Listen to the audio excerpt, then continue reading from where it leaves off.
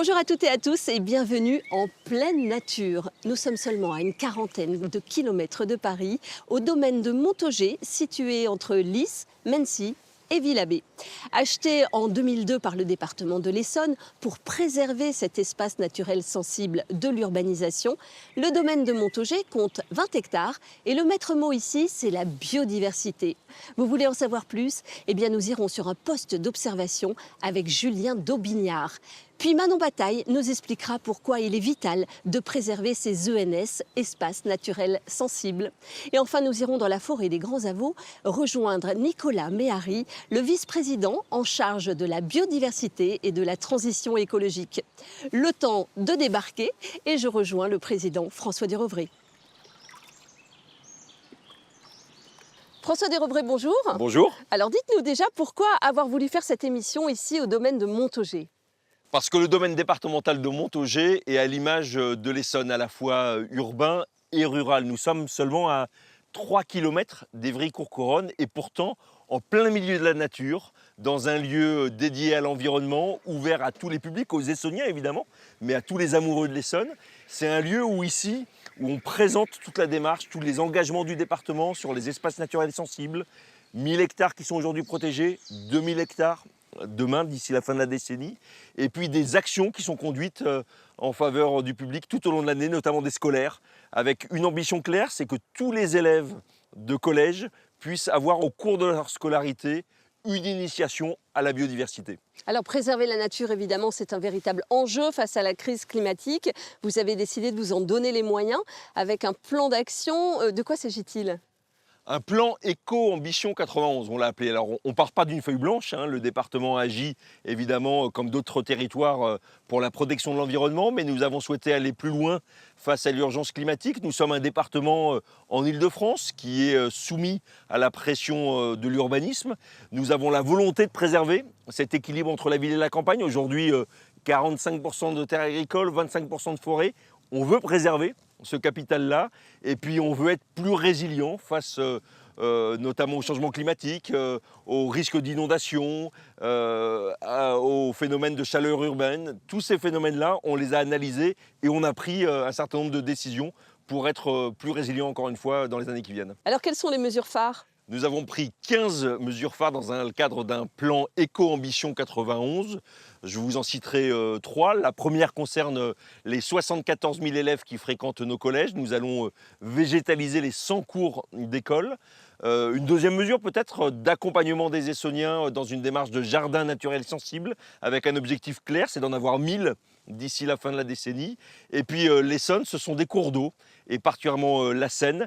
Et nous avons l'ambition très rapidement d'ouvrir 4 lieux de baignade sur la Seine et 4 autres lieux sur les autres cours d'eau du département. Parmi les mesures, j'ai noté aussi que vous vouliez enlever des panneaux publicitaires. Tout simplement des panneaux publicitaires qui aujourd'hui sont installés la plupart du temps illégalement le long de nos routes, qui sont le symbole à mes yeux de la France moche. Et donc nous allons engager une campagne de suppression de tous ces panneaux le long des grands axes routiers. François Desrevrés, merci. Et maintenant, nous allons découvrir la grande diversité des paysages en Essonne. Si vous aimez la nature et les arbres, c'est une bonne nouvelle. Je vous emmène au parc de Villeroy, à Mennecy, où il y a des arbres remarquables. Alors Manon, ici c'est une allée de séquoias, ce sont des arbres très anciens. Ils ont été plantés en 1850, donc effectivement c'est une allée très ancienne, elle est assez unique en Europe puisqu'elle fait 800 mètres de long, les arbres font 30 mètres de haut, et donc ils ont été classés arbres remarquables de France.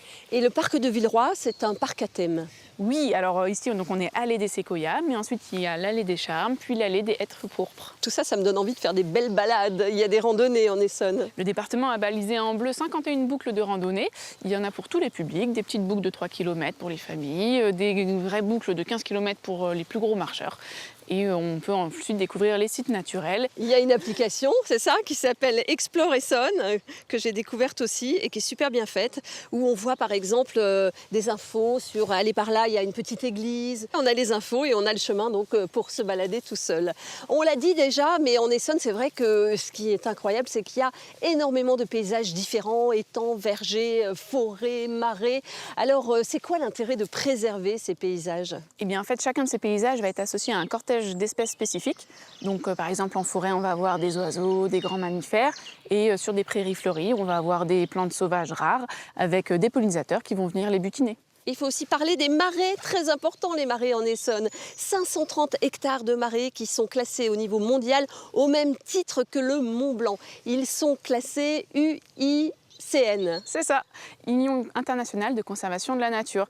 Et oui, les zones humides, c'est un espace naturel très important puisqu'ils sont en régression à l'international. En France, les 2/3 ont disparu en 60 ans, alors qu'elles sont primordiales pour la biodiversité. Et en plus, elles permettent de réguler les crues. Pour éviter les inondations. C'est ça. Alors, Explore Essonne, je l'ai donc téléchargé et je vais maintenant aller dans les marais, rejoindre Julien d'Aubignard.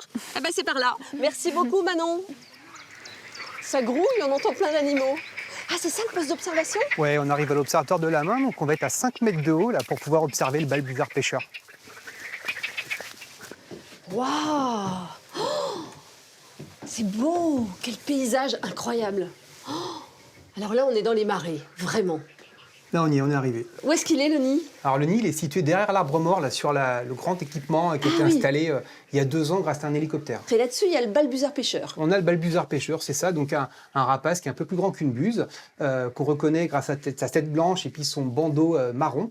Et donc, comme son nom l'indique, un balbuzard pêcheur, il mange que du poisson. Ouais. Et c'est un oiseau qui avait disparu de France au 19e siècle et qui, petit à petit, est en train de revenir, donc avec à peu près 100 couples en France, et donc on a la chance d'en avoir un couple en Essonne. Et c'est une espèce en fait philopatrique, donc qui revient chaque année au même endroit. Les couples sont fidèles, et donc depuis 2005, on a eu plusieurs couples qui se sont enchaînés dans la vallée de l'Essonne. Ils arrivent début mars, et ils vont rester toute la saison de reproduction, et les derniers, les jeunes, repartiront vers septembre. Et on peut le voir donc en webcam aussi, Voilà. sur le site essonne.fr. Vous avez installé une webcam, on la voit, hein, elle est au sommet là, du nichoir. C'est ça. Et donc on voit les œufs, la femelle. Alors on peut trouver d'autres espèces d'oiseaux. On a le pic noir, on a le martin pêcheur, on a le busard des roseaux, la sterne pierre-garin par exemple qu'on peut trouver. Mais nous, on a aussi d'autres animaux comme les insectes. On a tout un cortège de libellules qui adorent en fait ces milieux humides. On a des chauves-souris, on a des poissons, on a la bouvière, la loge de rivière qui sont des poissons qu'on trouve nulle part ailleurs qu'ici en fait. Et des plantes spécifiques. Alors on a quelques plantes aussi, notamment la fougère des marais, alors qui est très présente sur les marais mais qu'on ne va pas trouver ailleurs en Essonne. Et puis on a par exemple aussi une espèce d'orchidée, l'orchis négligée, qu'on va trouver en Essonne que sur ce marais. On m'a dit qu'à proximité des marais, il y avait des vaches, et qu'elles étaient là pour une raison très précise, laquelle? En fait, on est sur des milieux qu'on souhaite laisser ouverts. On ne veut pas que la végétation, les arbres gagnent naturellement, puisque c'est beaucoup plus intéressant d'avoir un milieu de prairie pour la biodiversité.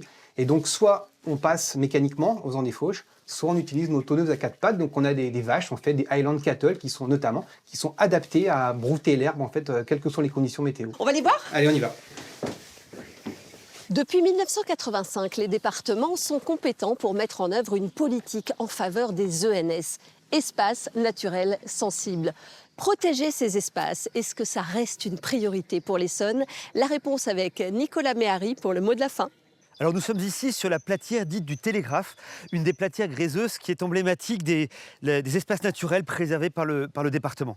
Les ENS, les espaces naturels sensibles, c'est peut-être une des compétences dont, au sein du conseil départemental de l'Essonne, nous sommes les plus fiers, les plus heureux de l'exercer, parce que c'est à nous que revient la mission de préserver, protéger ces espaces sanctuaire de biodiversité sur notre territoire départemental. Il est absolument impératif que notre mode de développement urbain, humain, préserve des espaces naturels, préserve la faune, la flore. Alors le plan Ambition 91 que nous venons d'adopter, c'est en quelque sorte mettre les bouchées doubles par rapport à ce que nous faisons en matière de transition écologique. Nous voulons aller beaucoup plus loin, aussi bien en ouvrant davantage au public nos espaces naturels, en renforçant la lutte contre les ruissellements, contre les pluies, contre les inondations, en encourageant le développement des énergies renouvelables. Nous avons en Essonne la chance d'avoir un patrimoine naturel exceptionnel.